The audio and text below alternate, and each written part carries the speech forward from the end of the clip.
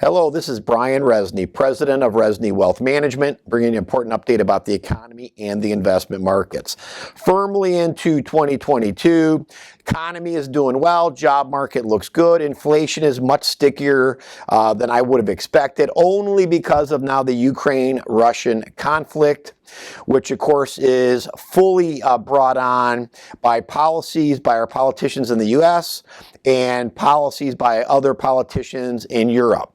Now remember, we're not big fans of Putin or their regime, and Europe is not either. And really, between China and Russia, which one's really worse as an adversary? Probably Russia, just generally speaking, because they seem to jump to the gun and start these conflicts. Now, when I say that we've created this conflict in Ukraine, and so has Europe, bottom line is, folks, a little over a year ago, we were energy independent. Oil prices were cheap. We were net exporters of energy, enriching America and great paying jobs for those people in that field. Europe, on the same hand, was buying over half of their oil from Russia, which they don't like and don't trust, and they continue to buy that for decades. Just last week, by the way, Germany closed 3 of their nuclear power plants down out of the last 6. They keep trying to go to this green energy that is not reliable, not cheap, and quite frankly, just doesn't work. We're not at that technology. Not that we shouldn't keep trying to clean up the environment, but it's going to happen over time. These fake going net carbon neutral by 2050, 2070, these are just political talking points.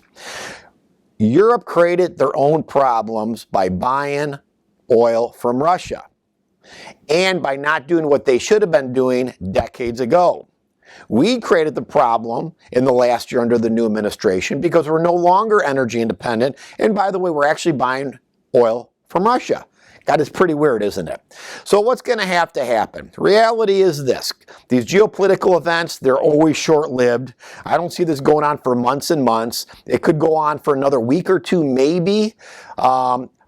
Will Russia take over Ukraine? Probably. Will the fighting stop then? No, but the big part will probably be done. But generally speaking, energy prices are going to stay elevated, at least for the foreseeable future, unless our current administration, which I do not see happening, reverses taking away all the good things the prior administration did to make us financially and security-wise independent from outside sources and the price of oil and gas. Remember, we've got the most in the world.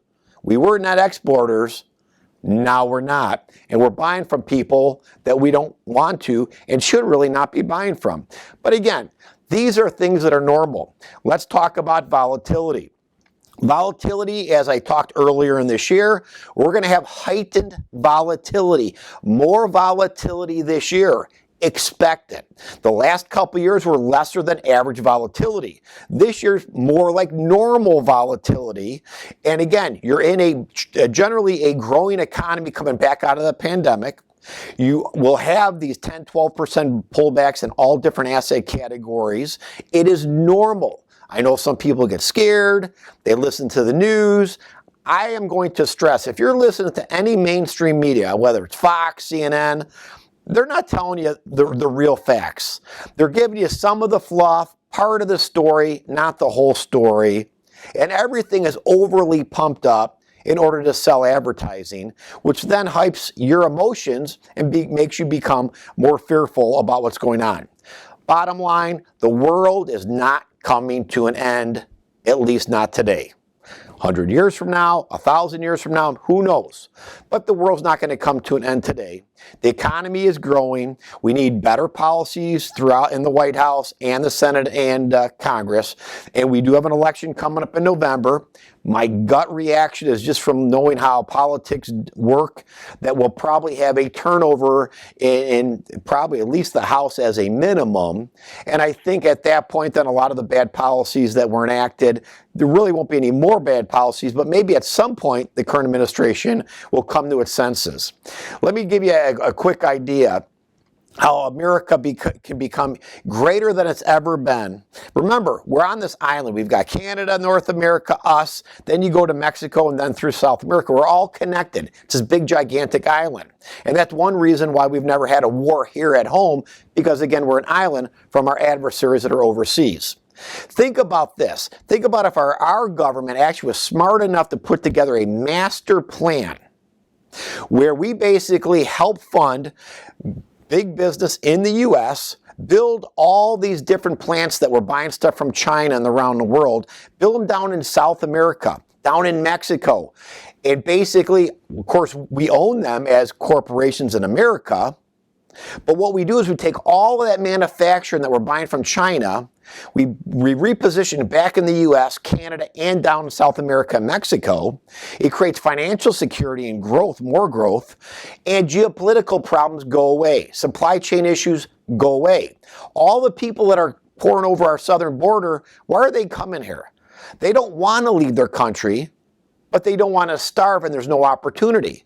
So if you create all these massive plants down throughout South America and Mexico, those people can stay at their own home, have good quality jobs. We create financial security for this whole island I talk about.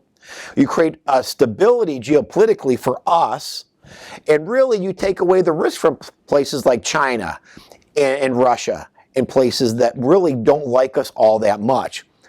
I don't think our government's going to do that anytime soon, but that would be a very simple fix for the problem.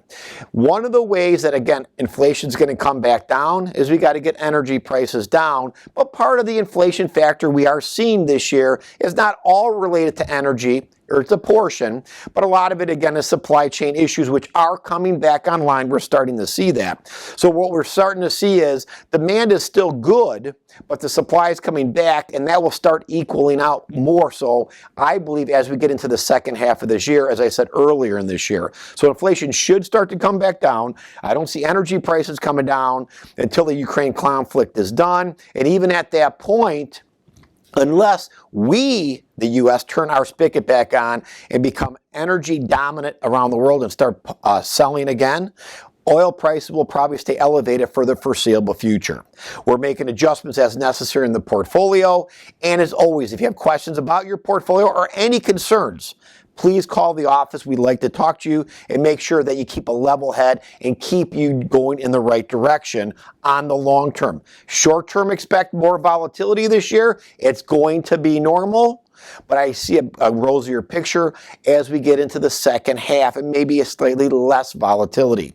And of course, if you've got any friends or family members that need a quality, real money management firm, we always appreciate your business, your trust, and your referrals. Have a safe and profitable day.